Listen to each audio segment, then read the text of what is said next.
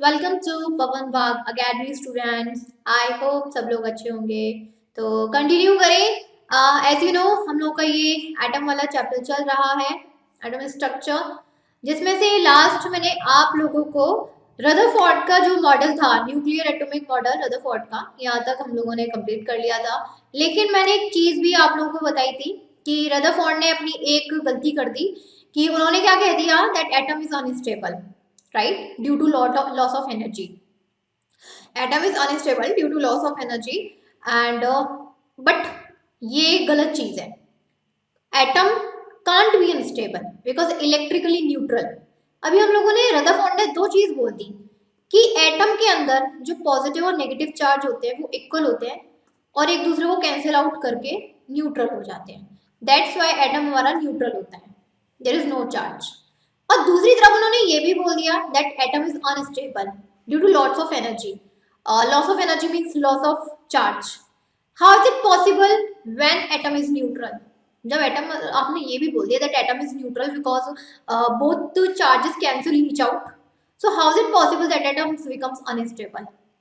तो ये चीज को प्रूव तो कर नहीं पाए। मैं ये नहीं कह रही कि गलत है सही है, मैं नहीं कह सकती भाई, I am not a scientist, but ये चीज को प्रूव भी तो होना चाहिए ना। इसके लिए उनकी एटॉमिक थ्योरी को तो रिमूव कर दिया गया था। नील्स बोर आए थे 1913 में, उन्होंने अपना bore stable orbit atomic model बताया था। दानिश साइंटिस्ट थे नील्स बोर, उन्होंने एटम की स्टेबिलिटी के बारे में बताया था और उन्होंने अपने कुछ इंपॉर्टेंट पोस्टुलेट्स का मतलब है कुछ पॉइंट्स, इंपॉर्टेंट पॉइंट्स उन्होंने बताए थे। एक्सपेरिमेंट किया। अब एक्सपेरिमेंट उनका ज्यादा इंपॉर्टेंट नहीं है तो वो आपकी बुक में अवेलेबल भी नहीं है। उन्होंने अपने अलग एक्सपेरिमेंट किए और अपने कुछ अलग पॉइंट को डिस्क्राइब किया। पहला पॉइंट क्या था उनका? पहला पॉइंट देखते हैं। The electrons revolving around the atomic nucleus lie in the concentric circular orbit at certain distance from the nucleus। देखो रदरफोर्ड का याद करो, रदरफोर्ड ने क्या बताया था, like that is the atom, इसके बीच में न्यूक्लियस होगा, ठीक है, इसके बीच में न्यूक्लियस है और यहाँ पे उन्होंने क्या कहा कि इस न्यूक्लियस के चारों तरफ एक सर्कुलर ऑर्बिट में इलेक्ट्रॉन्स रिवॉल्व करते हैं ना, ठीक है। बोर्स ने इस चीज को थोड़ा सा अपनी तरफ से मॉडिफाई कर दिया। क्या कहा उन्होंने? उन्होंने कहा कि जो हमारे इलेक्ट्रॉन्स जो कि इस न्यूक्लियस के चारों तरफ ऑर्बिट में क्या कर रहे हैं, रिवॉल्व कर रहे हैं, ठीक। यहाँ पर वो एक दूसरे से एक पर्टिकुलर, एक फिक्स्ड डिस्टेंस पे रहते हैं। यानी कि अगर इन दोनों इलेक्ट्रॉन्स की जो डिस्टेंस है अगर वो 5 mm है तो इसकी भी 5 mm होगी, इसकी भी 5 mm होगी, इसकी भी 5 mm, इसकी भी 5 mm। यानी कि सर्टेन डिस्टेंस पर जो हमारे इलेक्ट्रॉन्स हैं वो एक सर्कुलर ऑर्बिट में रिवॉल्व करते हैं न्यूक्लियस के चारों तरफ। सेकेंड पॉइंट क्या बोला उन्होंने? सेकेंड पॉइंट बोला कि energy of an electron is constant while it is in a particular orbit. अब उन्होंने क्या बताया? एटम है, न्यूक्लियस है, ये इलेक्ट्रॉन्स हैं, रिवॉल्व कर रहे हैं न्यूक्लियस के चारों तरफ। उन्होंने कहा कि इलेक्ट्रॉन्स अपनी जिस ऑर्बिट में होते हैं इस तरीके से, इनकी यहाँ पर इस ऑर्बिट में प्रेजेंट है, तो इनके अंदर जो एनर्जी होगी वो भी कांस्टेंट होगी। ऑब्वियस सी बात है, अगर इस वाले इलेक्ट्रॉन्स के पास यहाँ पर जो एनर्जी है, सपोज करो 10 जूल है, ठीक है, इस वाले इलेक्ट्रॉन्स के पास भी 10 जूल होगी, इसके पास भी 10 जूल होगी, इसके पास भी 10 जूल होगी। कैसी होगी कि इलेक्ट्रॉन्स जो हमारे इस ऑर्बिट में चारों तरफ घूम रहे हैं, हर किसी की एनर्जी कैसी होती है यहाँ पर? कांस्टेंट होती है। Second point. अब थर्ड पॉइंट देखिए, व्हेन एन इलेक्ट्रॉन जंप, ये वाला पॉइंट मैं समझाऊंगी। पहले इसके पहले जो बोर्स ने अपने बताए 3 पॉइंट को मैं वो चीज बताती हूँ, पहले वो समझिए, फिर मैं थर्ड पॉइंट को बताऊंगी। ये थर्ड पॉइंट उस चीज से रिलेटेड है। देखो ध्यान से समझिएगा, ये है हमारा, एक second, wait a minute, wait, हाँ, जैसे ये है हमारा न्यूक्लियस, ठीक है, ये न्यूक्लियस है। सपोज करो किसी एटम के पास 20 इलेक्ट्रॉन है, कितने भी हो सकते हैं, मैंने तो एक असम्पशन ले लिया 20, I am not saying that कि 20 ही होते हैं, 20 ले लिया, असम्पशन एग्जामिनेशन ले ली मैंने। अब देखो हुआ क्या यहाँ पर बात ये थी कि जब यहाँ न्यूक्लियस है, ये न्यूक्लियस है, इस एटम के पास कोई भी एटम है, सपोज करो ये एटम है दिस वन, इसके बीच सेंटर में क्या है, ये न्यूक्लियस है, थोड़ा सा टेढ़ा हो गया कोई दिक्कत नहीं, 20 इलेक्ट्रॉन है। इसके चारों तरफ कितने हो गए, एक सेकेंड दीजिएगा स्टूडेंट मुझे जरा।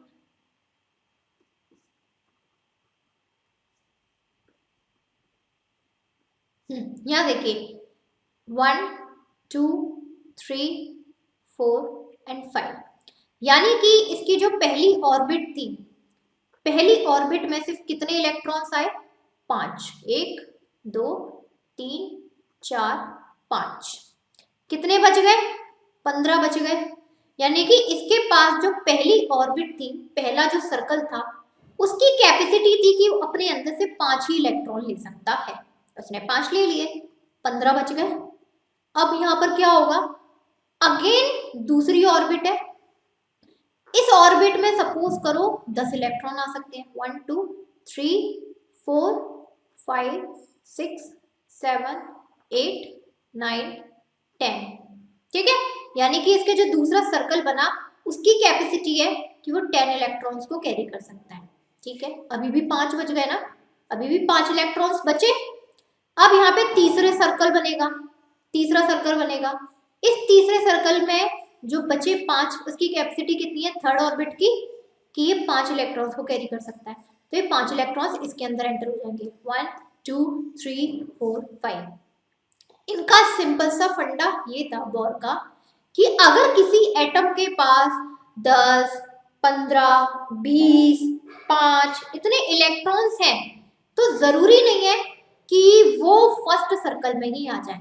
हो सकता है, सर्कल बोल रही हूं मैं लेकिन इसको ऑर्बिट बोलते हैं, कि फर्स्ट ऑर्बिट में हो सकता है 5 इलेक्ट्रॉन्स आए, तो कितने बच गए, सपोज करो 20 है तो 5 बच गए, तो 5 इलेक्ट्रॉन, सपोज 10 इलेक्ट्रॉन दूसरी ऑर्बिट में आ गए, फिर 5 इलेक्ट्रॉन्स थर्ड ऑर्बिट में आ गए। यानी कि इन्होंने क्या बोला कि हर एक ऑर्बिट की अपने अंदर इलेक्ट्रॉन्स रखने की कैपेसिटी क्या होती है, अलग अलग होती है। और आप अपने से कंपेयर कर लो, आप 2 भाई बहन हो, आप 2 रोटी खा सकते हो, आपका भाई 3 रोटी खा सकता है, हर किसी की अपनी कैपेसिटी अलग हुई ना, कि आप 2 रोटी खाते हो रात में, आपका भाई 3 रोटी खा रहा है। तो यहाँ पर भी यही समझ लो कि यहाँ पर क्या हुआ कि कोई भी एटम है उसके पास काफी सारे इलेक्ट्रॉन्स हैं, तो जरूरी नहीं है कि सारे इलेक्ट्रॉन्स उसके फर्स्ट शेल में ही आ जाए, फर्स्ट ऑर्बिट में ही आ जाए। कुछ इलेक्ट्रॉन्स उसके सेकेंड ऑर्बिट में भी आ सकते हैं, कुछ इलेक्ट्रॉन थर्ड ऑर्बिट में भी आ सकते हैं, कुछ इलेक्ट्रॉन फोर्थ ऑर्बिट में भी आ सकते हैं। डिपेंड करता है कि किस ऑर्बिट की कितनी कैपेसिटी है इलेक्ट्रॉन्स को अपने अंदर लेने की। और बोर ने इन्हीं ऑर्बिट को नाम दे दिया। उन्होंने कहा कि न्यूक्लियस के बाद जो पहली ऑर्बिट होगी उसको हम लोग बोलेंगे के शेल, शेल कह लो या ऑर्बिट कह लो, एक ही बात है, ठीक। और जो सेकेंड ऑर्बिट होगी उसका नाम होगा एल शेल, थर्ड ऑर्बिट का नाम रख दिया एम शेल, और फोर्थ ऑर्बिट का नाम रख दिया यहाँ पर एन शेल।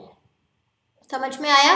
बोर ने क्या बताया कि हमारे एटम में काफी सारे इलेक्ट्रॉन्स होते हैं, वी डोंट नो, उसके लिए तो हमें पीरियोडिक टेबल पढ़नी पड़ेगी जो आपकी आएगी 9th में आएगी अच्छी तरीके से, उसमें बताया भी जाएगा कि आपके कैसे कौन से एटम, एटॉमिक नंबर, इलेक्ट्रॉन्स ये सब याद करने हैं, वो आप याद करने पड़ते हैं, वो पीरियोडिक टेबल पर डिपेंड है। तो यहाँ पर क्या है, उन्होंने इसी चीज को बताया कि हर एक एटम के पास अपने अलग अलग नंबरिंग में इलेक्ट्रॉन्स होते हैं, और जरूरी नहीं है कि वो इलेक्ट्रॉन्स उस एटम के फर्स्ट ऑर्बिट में ही आ जाएं। फर्स्ट ऑर्बिट की अपनी कुछ और अलग इतने इलेक्ट्रॉन्स की कैपेसिटी होगी, फिर सेकेंड ऑर्बिट की अपनी अलग कैपेसिटी होगी, थर्ड की अलग कैपेसिटी होगी, फोर्थ की अलग कैपेसिटी होगी। इस तरीके से उन्होंने 4 ऑर्बिट बता दी। पहली ऑर्बिट का नाम के, सेकेंड का एल, थर्ड का एम और फोर्थ ऑर्बिट का एन शेल। समझ में आया?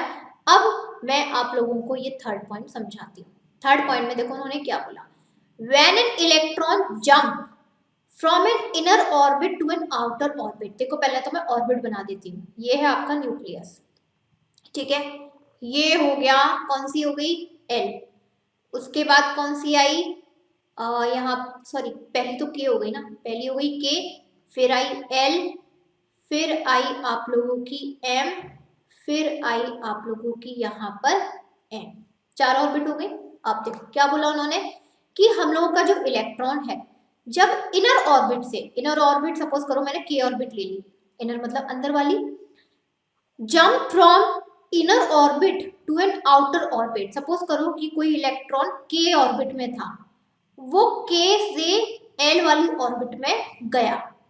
It absorbs energy, it absorbs energy equal to the difference of energy level. अब देखो यहाँ पर ये बहुत इंपॉर्टेंट पॉइंट है, ये एग्जाम में पूछा भी जाता है आप लोगों के।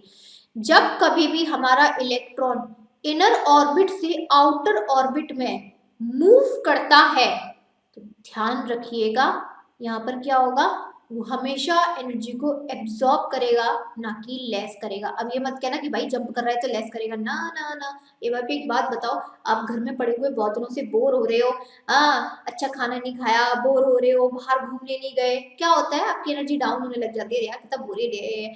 जैसे ही आपको कोई कहते हैं अरे ट्रिप बना रहे हिमाचल की, केरला की, आप क्या कहते अरे भाई एनर्जी आ गई सुन के, होता है। यानी कि आप अंदर से बाहर जब जा रहे हो तो बाहर की एनर्जी आपको मिल रही है, खुशी मिल रही है, उसका भी इसको उस कॉन्सेप्ट को यहाँ से समझ लो ना कि जब इलेक्ट्रॉन को अंदर से बाहर भेजा गया तो ऑब्वियस सी बात है उसको बड़ी खुशी मिली, तो उसने उसकी अंदर की एनर्जी बढ़ गई। That mean it absorbs energy. और कितनी एनर्जी उसने एब्जॉर्ब करी, जो कि के और एल ऑर्बिट के बीच के जो डिफरेंस है ना, एनर्जी डिफरेंस है, उतनी एनर्जी डिफरेंस करी, एब्जॉर्ब करी। सपोज करो कि के ऑर्बिट और एल ऑर्बिट के बीच में के इन ऑर्बिट के बीच के डिफरेंस में सपोज करो 10 जूल एनर्जी प्रेजेंट है।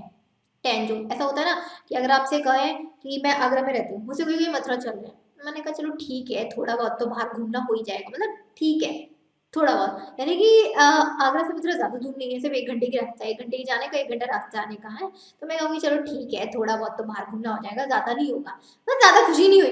लेकिन अगर मुझसे कोई कह दे अरे यार चलो ठीक है नॉर्वे चल रहे हैं, नॉर्वे कंट्री में है बोरेलियस देखने, तो मुझे क्या बड़ी खुशी होगी, क्योंकि नॉर्वे कंट्री में जाने का मतलब समझ रहे हो 2 दिन जाने का, 2 दिन आने का, 4-5 दिन का, मतलब कितना फन होगा एकदम, तो मेरी एनर्जी एकदम हाई हो जाएगी, होगा कि नहीं होगा, एकदम खुश हो जाऊंगी। तो यही समझ लो के आपका आगरा, एल आपका मथुरा, तो ज्यादा एनर्जी नहीं है, 10 जूल है, तो यही 10 जूल की एनर्जी किसको मिलेगी, मुझे मिलेगी ना, तो वही 10 जूल की एनर्जी किसे मिली, इलेक्ट्रॉन को मिली, ज्यादा खुशी नहीं हुई। अब यहीं पर उल्टा हो जाए कि कोई इलेक्ट्रॉन के में है, उससे बोल दिया जाए तुझे एन ऑर्बिट में जाना है, एकदम आउटर वाली ऑर्बिट में, एन एकदम आउटर वाली ऑर्बिट होगी ना, एकदम बाहर वाली। अब वो क्या है, यहाँ पे देखो उसका एनर्जी का डिफरेंस भी ज्यादा होगा, के ऑर्बिट और एन ऑर्बिट के बीच में ज्यादा दूरी है, तो इनके बीच में जो एनर्जी है वो भी ज्यादा होगी। सपोज करो 50 जूल हुई, तो इलेक्ट्रॉन्स भी कितनी एनर्जी एब्जॉर्ब करेंगे, खुशी एब्जॉर्ब करेंगे, 50 जूल एब्जॉर्ब करेंगे। हुआ, ये कॉन्सेप्ट है, इस तरीके से समझिए। अब देखिए नेक्स्ट देखिए, and when it jump from outer orbit to an inner orbit. Okay चलो दोबारा से बना लेते हैं। न्यूक्लियस, ये आपकी के, ये आपकी एल, ये आपकी एम, और ये आपकी एन ऑर्बिट। ठीक है, अब क्या बोल दिया, उल्टा बोल दिया।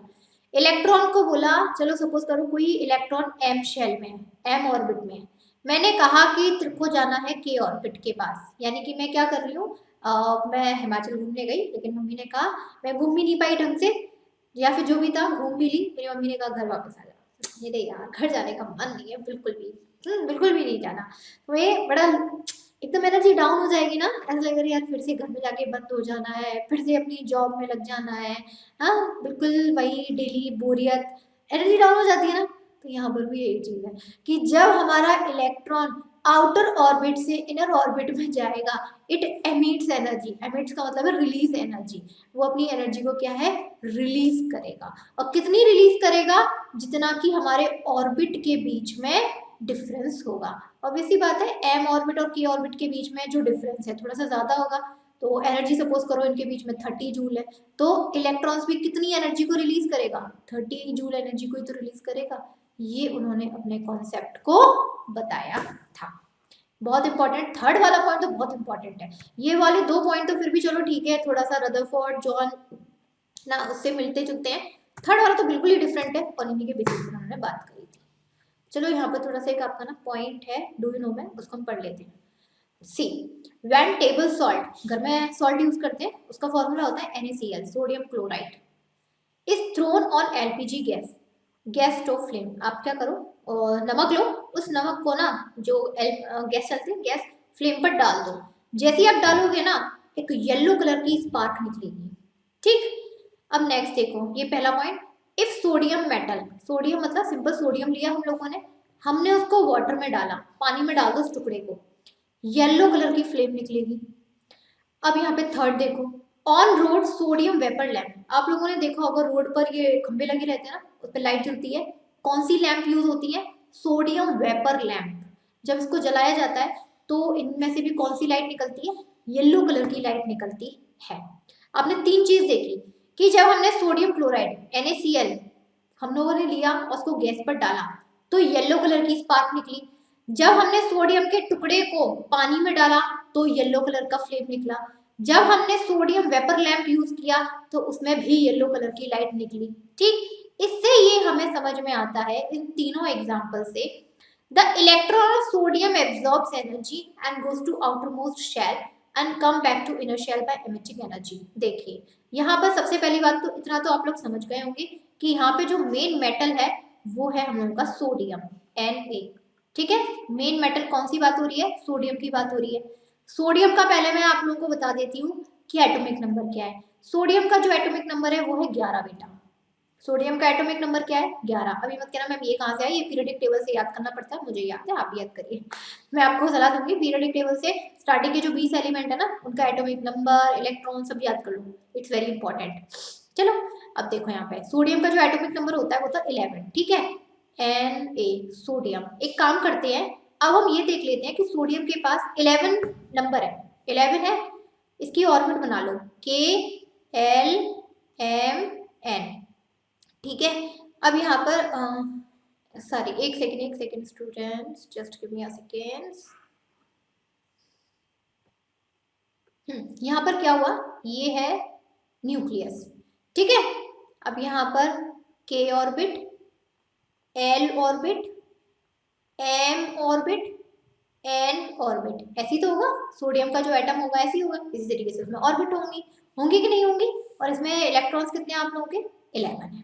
इतना समझ में आया? इसमें बोला क्या गया है कि हम लोगों का जो सोडियम है, जो सोडियम है इलेक्ट्रॉन है, वो आप लोगों का absorbs energy and goes to outermost shell. यहाँ पे सपोज करो कि सोडियम का जो मेटल इलेक्ट्रॉन है पहले वो K शेल में था, फिर वो कहाँ गया? L शेल में गया, यानी कि वो इनर ऑर्बिट से आउटर ऑर्बिट में आया, आउटर ऑर्बिट में आया। जब यहाँ पर उसके इलेक्ट्रॉन आउटर ऑर्बिट में आए, आउटर मोस्ट शेल में आए, तो ऑब्वियस सी बात है एनर्जी को अब्सॉर्ब करेंगे ना, कोई अंदर से बाहर जाएगा तो एनर्जी को अब्सॉर्ब करेंगे, आ गए। अब दोबारा से वो इनर शेल में गए, यानी कि L शेल से दोबारा से K शेल में वापस आए, तो उन्होंने क्या किया? एनर्जी को रिलीज किया, एनर्जी को रिलीज किया। और ये जो एनर्जी रिलीज होती है यही हमें दिखाई देती है, चाहे हम नमक को गैस पर डालें, चाहे सोडियम को पानी में डालें, चाहे सोडियम वेपर लैंप जलाएं, तीनों में एनर्जी हमें दिखाई दे रही थी, कुछ फ्लेम दिखाई दे रही थी येलो कलर की। क्यों दिखाई दे रही थी? कि पहले सोडियम के इलेक्ट्रॉन्स इनर ऑर्बिट से आउटर ऑर्बिट में गए, फिर आउटर ऑर्बिट से इनर ऑर्बिट में आए, और जब ऐसा होता है तो यहाँ पर क्या होता है? इलेक्ट्रॉन्स अपनी एनर्जी को रिलीज करते हैं, बाहर की तरफ निकालते हैं, और जब कोई चीज बाहर की तरफ निकलेगी तो ऑब्वियसली दिखेगी आप लोगों को। तो ये जो फ्लेम, स्पार्क, लाइट क्यों दिखी? क्योंकि सोडियम के इलेक्ट्रॉन्स आउटर ऑर्बिट से इनर ऑर्बिट में आए और उन्होंने अपनी एनर्जी को रिलीज किया। समझ में आया? और ये जो एनर्जी रिलीज हुई है कितनी? जितना कि ऑर्बिट, एक ऑर्बिट से दूसरे ऑर्बिट के बीच में एनर्जी होगी। सपोज करो कि L ऑर्बिट और K ऑर्बिट के बीच में 60 जूल एनर्जी थी, तो इलेक्ट्रॉन्स ने भी कितनी एनर्जी रिलीज करी? 60 जूल ही तो करी, यहाँ पर करी कि नहीं करी? ये लिखा हुआ है that this difference is similar to energy of yellow light, कि हमें जो येलो लाइट, येलो फ्लेम आपको दिखाई दे रही है वो एनर्जी रिलीज हो रही है, और कितनी रिलीज हो रही है? जितना कि 2 शेल या 3 शेल या दोनों ऑर्बिट के बीच में एनर्जी डिफरेंस है। बहुत इंपॉर्टेंट एग्जाम्पल है, पूछ लेते हैं एग्जाम में। चलिए आगे बढ़े अब हम लोग। नेक्स्ट है some more atomic models were put forth after Bohr's atomic model. अब यहाँ पर हुआ क्या? देखो हम लोगों ने काफी सारे पढ़े, रदरफोर्ड का पढ़ा, हम लोगों ने नील्स बोहर का पढ़ा, अभी जो हम लोगों ने पढ़ा जॉन डाल्टन का पढ़ा, सब काफ़ी सारे पढ़े और भी बहुत सारे हैं। लेकिन आप लोगों की इस क्लास में सिर्फ इतने ही अवेलेबल हैं। Atomic structure was studied at depth with the advent of a new branch of science called quantum mechanics. At present timing पर ना जो एटॉमिक स्ट्रक्चर को हम लोग बहुत गहराई से पढ़ते हैं, तो इसीलिए एटॉमिक स्ट्रक्चर की ना एक अलग से ब्रांच बना दी है साइंस में, जिसे हम बोलते हैं क्वांटम मैकेनिक्स। क्वांटम मैकेनिक्स आप जब आगे जाओगे ना 11th में 12th में, तब आएगा आपका क्वांटम मैकेनिक्स। साइंस की एक अलग ही बिल्कुल ब्रांच है, जैसे बायोलॉजी है, ठीक है, बायोलॉजी ब्रांच है ना साइंस की, लेकिन बायोलॉजी में भी उसकी सब ब्रांच कर रखी है, जूलॉजी, बॉटनी कर रखी नहीं कर रखी है। सेम एज इट इज हम लोगों की केमिस्ट्री में भी एटॉमिक स्ट्रक्चर एक बहुत बड़ा कॉन्सेप्ट है, बहुत बड़ा, क्योंकि हमारे एटम पर ही सारी चीजें बेस्ड है, तो ये काफी बड़ा आपका स्ट्रक्चर है, तो इसीलिए इसकी एक अलग से ब्रांच कर रखी है quantum mechanics. And with all those some well accepted fundamental principles of atomic structure are as follows। अब देखो क्वांटम मैकेनिक्स तो बहुत बड़ा कॉन्सेप्ट है, जो आप लोग की ऑब्वियसली बात है 11th और 12th में आएगा। तो अभी क्या है, उसका थोड़ा सा पार्ट है जो आप लोग के यहाँ पर बेसिक पार्ट जो यहाँ पर दे रखा है, जिसे हमें पढ़ना है। तो हम लोग पढ़ने वाले हैं यहाँ पर एटॉमिक स्ट्रक्चर के बारे में। यहाँ पर देखो एटम के स्ट्रक्चर में हम लोगों की दो पार्ट होते हैं। कौन से पार्ट होते हैं? दो पार्ट, एक तो न्यूक्लियस होता है, एक होता है एक्स्ट्रा न्यूक्लियर पार्ट। जैसे ये हमारा एटम है, एटम के सेंटर में क्या है? न्यूक्लियस की प्रेजेंस है, और न्यूक्लियस के बाहर एक्स्ट्रा न्यूक्लियर पार्ट का मतलब क्या हुआ कि न्यूक्लियस तो है ही है, न्यूक्लियस तो है ही है, उससे तो हमें कोई मतलब नहीं है। न्यूक्लियस के अलावा और न्यूक्लियस के बाहर ये जो एटम में ये जो ऑर्बिट और इलेक्ट्रॉन्स ये सब प्रेजेंट होते हैं ना, ये हमारे आ जाते हैं एक्स्ट्रा न्यूक्लियर पार्ट में। और हम लोगों के ये तो पता है ना कि एटम हम लोग का वैसे कहा जाता है स्मॉलेस्ट पार्टिकल, जो कभी ब्रेक नहीं हो सकता। लेकिन हमारी बात की थ्योरी आई थी, बात के एक्सपेरिमेंट हुए थे, उसमें क्या चीज प्रूफ हुई थी कि एटम भी हम लोगों का 3 सब एटॉमिक पार्टिकल्स में डिवाइडेड है। पता है ना, इलेक्ट्रॉन्स, प्रोटॉन्स एंड न्यूट्रॉन्स। आप लोगों ने पढ़ा भी होगा, 7th में भी आप लोगों का ये चीज बताई हुई है, 8th में भी बताई हुई है आप लोगों को, 9th में तो और डिटेल में आई जाएगी कि atom, we know that atom is the smallest particle that can not be divided further, but after many experiment scientist came to know that कि atom is also made up of 3 sub atomic particles, जिसके नाम बताए गए थे electrons, protons and neutrons. Right, यही particles थे, और इन्हीं पार्टिकल्स को हम लोगों को क्या करना है, अपना डिटेल में पढ़ना है। ठीक है, इतना समझ में आ गया आप लोगों को? मैं आप लोगों को थोड़ा सा न्यूक्लियस का और बता देती हूँ। देखो द एटॉमिक न्यूक्लियस, सबसे पहले हम न्यूक्लियस की बात करते हैं। जैसे कि हम लोग का क्या है यहाँ पर एटम है, न्यूक्लियस के बारे में तो हम स्टार्टिंग से पढ़ते आए, डाल्टन ने बताया, रदरफोर्ड ने बताया, बोर्स ने बताया, बहुत सारे साइंटिस्ट हैं कि हमारे एटम के सेंटर में क्या प्रेजेंट होता है, न्यूक्लियस प्रेजेंट होता है, जो कैसा है, पॉजिटिवली चार्ज्ड है। क्या है यहाँ पर, पॉजिटिवली चार्ज्ड है। और एटम का ज्यादातर जो मास है, वजन कह सकते हो, वो किसकी वजह से है, न्यूक्लियस की वजह से ही है। जैसे मैंने आपको कहा था ना कि हमारी बॉडी में बहुत सारे ऑर्गन्स होते हैं, बहुत सारे, लेकिन हमारी बॉडी का जो सबसे ज्यादा वजन होता है ना, वो हमारी बोन्स और हमारी बॉडी के जो ऑर्गन्स है उनकी वजह से है। ऐसा नहीं है कि खाल वाल की स्किन की वजह से है, आईज, ईयर्स इनकी वजह से नहीं है, मोस्टली बोन्स और हमारे डिफरेंट टाइप्स के ऑर्गन्स की वजह से है, लाइक स्टोमक हुआ, लिवर हुआ, हार्ट हुआ। Same as it is atom में भी काफी सारी चीजें होती है, लेकिन सबसे ज्यादा जो एटम का वजन है वो किस में होता है, हमारा न्यूक्लियस में होता है।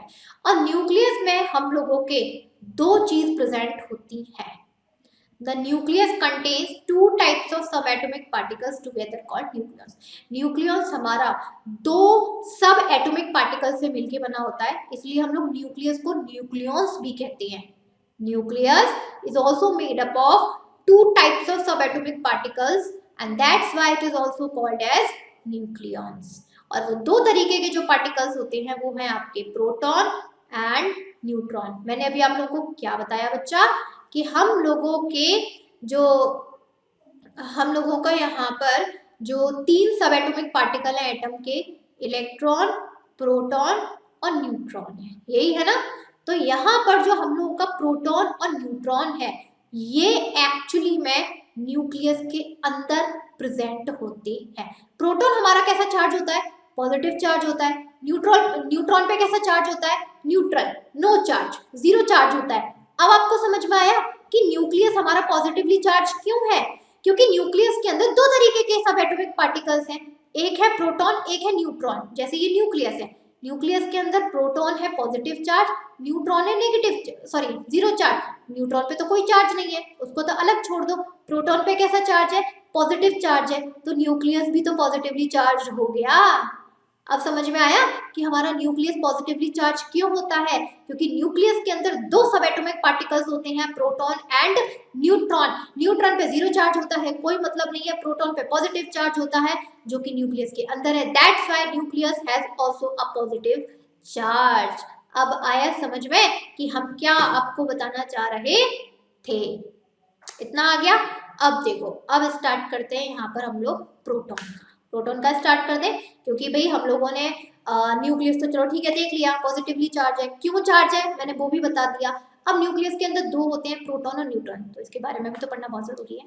तो स्टार्ट कर दें, चलो प्रोटॉन का स्टार्ट करते हैं। देखो, proton is the sub atomic particle in the atomic nucleus. ठीक है कि प्रोटॉन क्या है? प्रोटॉन हमारा न्यूक्लियस के अंदर प्रेजेंट उसका सब एटॉमिक पार्टिकल है, जिसपे चार्ज होता है हम लोग का positive. Got it? The positive charge on the nucleus due to the proton in it. वही तो लिख दिया कि न्यूक्लियस के ऊपर पॉजिटिव चार्ज किसकी वजह से होता है? प्रोटॉन की वजह से होता है। हो गया।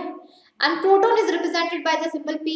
चलो ठीक है, इतना भी आ गया, पी से रिप्रेजेंट करते हैं। बताइए, अब आ जाते हैं हम लोग इसके ऊपर चार्ज के ऊपर। मैंने बताया था ना, प्रोटॉन का चार्ज भी होता है, इलेक्ट्रॉन का भी चार्ज होगा, कुछ ना कुछ चार्ज तो होगा ना। तो यहाँ पे बात करते हैं कि प्रोटॉन पे कितना चार्ज होता है। चलिए यहाँ पर लिख दीजिए, प्रोटॉन का जो चार्ज होता है वो होता है +1 ई। ई रिप्रेजेंट करता है चार्ज को। ई किसको रिप्रेजेंट करता है बेटा? चार्ज को रिप्रेजेंट करता है, एनर्जी मत मान लेना। अब 1 ई की जो वैल्यू होती है वो होती है 1.6 इंटू 10⁻⁻19 कुलाम।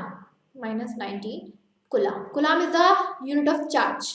जैसे हर किसी की यूनिट होती है ना, टाइम की यूनिट की बात करूँ तो आप कहोगे मैम मिनट होती है, सेकंड है, हाँ आर है। यहीं पर मैं बात करूँ कि टेम्परेचर की यूनिट क्या है, तो आप कहोगे मैम डिग्री सेल्सियस है। Same as it is charge की भी यूनिट होती है, उसको कुलाम बोलते हैं। तो यहाँ पर प्रोटॉन पे अगर हम लोग चार्ज की बात करें तो कितना होगा? 1.6 इंटू 10⁻⁻19 कुलाम। यहाँ पर थोड़ा सा मिस टाइप है, हो जाता है यहाँ पर, ये 10 - 19 ही है, 10 की पावर -19 है। मैं यहाँ पर करेक्ट लिख भी दिया है। समझ में आया? नेक्स्ट है, when total positive charge on the nucleus is expressed in the unit E। यही तो बोला गया है कि यहाँ पे जो E लिखा हुआ था 1E किसको रिप्रेजेंट कर रहा है? ये उसके चार्ज को रिप्रेजेंट कर रहा है। And the number of protons in the nucleus of an atom is the atomic number of that element and is denoted by the Z। चलो ये बहुत मोस्ट इंपॉर्टेंट पॉइंट है कि हम लोगों के एटम में जितने नंबर ऑफ प्रोटॉन्स होते हैं वही उस एलिमेंट का या फिर उस एटम का एटॉमिक नंबर कहा जाता है। मैंने क्या बताया? एटॉमिक नंबर, मास नंबर, अभी बहुत सारी चीजें पढ़ोगे आप। अब आपका जो पहला कॉन्सेप्ट आया है वो एटॉमिक नंबर का आया है कि किसी एटम में उसके कितना एटॉमिक नंबर है। सॉरी, किसी एलिमेंट में, एलिमेंट की बात कर रहा है कि किसी एलिमेंट का एटॉमिक नंबर क्या होता है, हम कैसे पता लगाएंगे? अब कहोगे मैम एलिमेंट क्या है? Element is the group of atom. भाई एलिमेंट है ये, मैं बात कर, गोल्ड है, गोल्ड ले लो, ये गोल्ड है, एलिमेंट कहा जाता है, गोल्ड को हम एलिमेंट कहेंगे। भाई एलिमेंट किसी से बना तो होगा ना, वो आपके एटम से ही तो मिलके बना होता है। बहुत सारे एटम्स जब आपकी अपनी ग्रुपिंग कर लेते हैं तो किसकी फॉर्मेशन करते हैं? एलिमेंट की फॉर्मेशन करते हैं। तो उस एलिमेंट में कितने एटम्स लगे हुए हैं? 10 है, 15 है, 20 है, 25 है, 100 है, 200 है, वही तो उसका एटॉमिक नंबर कहा जाएगा। अगर 10 है तो 10 एटॉमिक नंबर, 5 है तो 5 एटॉमिक नंबर, 20 है तो 20 एटॉमिक नंबर, ये होता है। समझ में आया? तो किसी भी एलिमेंट का एटॉमिक नंबर क्या होता है? कि उसके जितने भी एटम्स प्रेजेंट हैं उनमें नंबर ऑफ प्रोटॉन्स कितने प्रेजेंट है। एक एग्जांपल दे देती हूँ ऐसी इमेजिनेशन का कि सपोज करो गोल्ड एलिमेंट है, गोल्ड एलिमेंट है, इस गोल्ड एलिमेंट को बनाने के लिए कितने एटम्स लगे, यहाँ पर सपोज करो 10 एटम लगे, ठीक है 10 एटम लगे यहाँ पर, और हर एक एटम का अपना अलग अलग प्रोटॉन होंगे, पहला एटम, दूसरा एटम, तीसरा, चौथा, पांचवा, 6, 7, 8, 9, 10, 10 एटम लगे। गोल्ड एलिमेंट को बनाने के लिए कितने एटम लगे, 10 एटम लगे। पहले एटम में नंबर ऑफ प्रोटॉन्स होंगे, कुछ प्रोटॉन भी होंगे, दूसरे में भी प्रोटॉन होंगे, तीसरे में भी प्रोटॉन होंगे, चौथे में भी प्रोटॉन होंगे, फिफ्थ में भी होंगे, सिक्स्थ में भी होंगे, सेवेंथ में, एट्थ में, नाइन्थ में, टेंथ में। हर एक एटम के पास अपना नंबर ऑफ प्रोटॉन होगा, हर एक एटम के पास अपने अंदर प्रोटॉन होगा, होगा कि नहीं होगा, तो वही प्रोटॉन उन एटम का एटॉमिक नंबर कहा जाता है। समझ में आया? तो इसको हम डिनोट करते हैं Z से। तो जब कभी भी आपसे पूछा जाए that what is atomic number, आप क्या कहोगे, number of protons, number of protons present in the atom, कि एटम में जितने नंबर ऑफ प्रोटॉन्स हैं वही उसका एटॉमिक नंबर होता है, और इसको हम Z से रिप्रेजेंट करते हैं। आया समझ में? अब बात आ जाते हैं मास की। मास भी होगा, ऑब्वियस सी बात है। Mass of one proton is equal to 1 mu, इसको होते हैं म्यू, ऐसे लिख सकते हो, mass of proton is equal to 1 mu, और 1 म्यू की वैल्यू कितनी होती है, 1.66 into 10 to the power -27 kg। Obviously बात है, मास को तो kg में ही नापते हैं। अब यहाँ पर ना 10 - 27 नहीं, 10 टू दी पावर -27 है। I told you that already, it is a miss type, ये मिस टाइप है थोड़ा सा, तो आप कंफ्यूज ना हो, मैंने यहाँ से लिख दिया। समझ में आया? अब यहाँ पर ना आप इन चीज़ों को थोड़ा सा बहुत अच्छी तरीके से कर सकते हो। यहाँ पे एक सेकंड दो मुझे ज़रा। चलो देखो, अभी हम लोगों ने यहाँ पर किसके बारे में पढ़ा, प्रोटॉन के बारे में पढ़ा, ठीक है। अब आप लोगों को प्रोटॉन का आप कह रहे अरे मैम ये तो आप लोगों ने समरी बता दी, हम तो बड़े कंफ्यूज हो गए। समरी को पॉइंट में लिख लो, पॉइंट में लिख ले, चलो ठीक है। मैंने पहले तो टॉपिक डाल दो, मेरे साथ लिखते चलो, क्योंकि एक बार बताऊंगी, अगली बार आप ही को बताना, न्यूट्रॉन का, इलेक्ट्रॉन का। अब अपनी तरीके से पॉइंट बनाओगे जैसे मैंने बताया है। देखो प्रोटॉन का पहला पॉइंट क्या था, कि प्रोटॉन को हम P से रिप्रेजेंट करते हैं और पॉजिटिव चार्ज होता है, ऐसे लिख लो, पॉइंट खत्म है, पॉइंट खत्म। मैंने कोई समरी लिखवाई कुछ नहीं, मैं तो सिर्फ पॉइंट लिखवा दिया, P लिखो, पॉजिटिव बना दो। सेकंड पॉइंट पर आ जाओ। सेकंड पॉइंट इसका क्या बनेगा, कि यहाँ पर इसका कितना चार्ज होता है, तो यहाँ पे लिखो 1e, ई से याद कर लो, चार्ज को रिप्रेजेंट कर रहा है। ई किसको रिप्रेजेंट कर रहा है, चार्ज को। कितना बताया था, 1.66 into 10 to the power -19 coulomb. Coulomb is the unit of charge. चलो नेक्स्ट पॉइंट पर आ जाओ, मैंने समरी लिखी नहीं, मैंने तो सिर्फ छोटा सा लिखा। मास की बात करते हैं, मास को रिप्रेजेंट करते हैं 1 म्यू से। 1 म्यू की वैल्यू कितनी होती है, 1.66 into 10 to the power -27 kg। ये लो मैंने मास लिख दिया। ओके, थर्ड पॉइंट पर आ जाओ, Z। Z को थोड़ा सा कंफ्यूज हो रहा है तो नीचे लिख लो एटॉमिक नंबर, कि Z किसको रिप्रेजेंट कर रहा है, एटॉमिक नंबर को। लिखो कितना होता है, क्या होता है, टोटल नंबर ऑफ प्रोटॉन्स। इसमें थोड़ा तो लिखना पड़ेगा, थोड़ी तो मेहनत कर लो। Total number of protons inside the atom, या फिर प्रेजेंट इन द एटम, कुछ भी लिख लो, इनसाइड द एटम। ये लो बताओ, मैंने प्रोटॉन को यहाँ पर 2 स्लाइड में बताया, एक आधी स्लाइड यहाँ, आधी स्लाइड यहाँ, एक स्लाइड हो गई, ज्यादा हो गया ना। मैंने इनको यहाँ पर छोटा सा, ये तो मेरा थोड़ा सा बड़ा बड़ा लिखा है ताकि आप लोगों को स्क्रीन पे अच्छा सा दिखे। मैंने क्या किया, मैंने तो यहाँ पे लिटरली सिर्फ 4 पॉइंट में, 4 भी नहीं 3 पॉइंट में मैंने प्रोटॉन खत्म कर दिया। ऐसे बना है, ऐसे बनाओ, ऐसी चीजों को फॉलो करो। समरी नहीं याद करनी, पॉइंट याद करने हैं। थ्योरी तो अपने आप बन जाती है। You are in 8th class, अपनी लैंग्वेज में बनाना सीखो। 10th में रटना नहीं होता, एग्जामिनर के सामने क्या करना पड़ता है, अपनी लैंग्वेज लिख के आनी पड़ती है, मार्क्स नहीं देते। आगे समझ में? प्रोटॉन को किससे प्रेजेंट करते हैं, P से प्रेजेंट करते हैं। कौन सा चार्ज होता है, पॉजिटिव चार्ज हो रहा है। 1e यानी कि इस पे चार्ज कितना है, 1.66 × 10 to the power -19 coulomb. 1 mu mass कितना है, 1.66 × 10 to the power -27 kg। Z यानी कि atomic number, total number of protons inside the atom, that is atomic number. खत्म प्रोटॉन, बिल्कुल। उसके बाद न्यूट्रॉन है, इलेक्ट्रॉन है, तो इसको हम लोग अपने नेक्स्ट क्लास में करेंगे। इतना समझ लो, पहले इतना ही याद कर लो, उसके बाद आगे बढ़ेंगे। ओके, चलो मिलेंगे नेक्स्ट क्लास में, अपने पॉइंट्स इस तरीके से बनाइए। Thank you student, bye bye and take care all of you.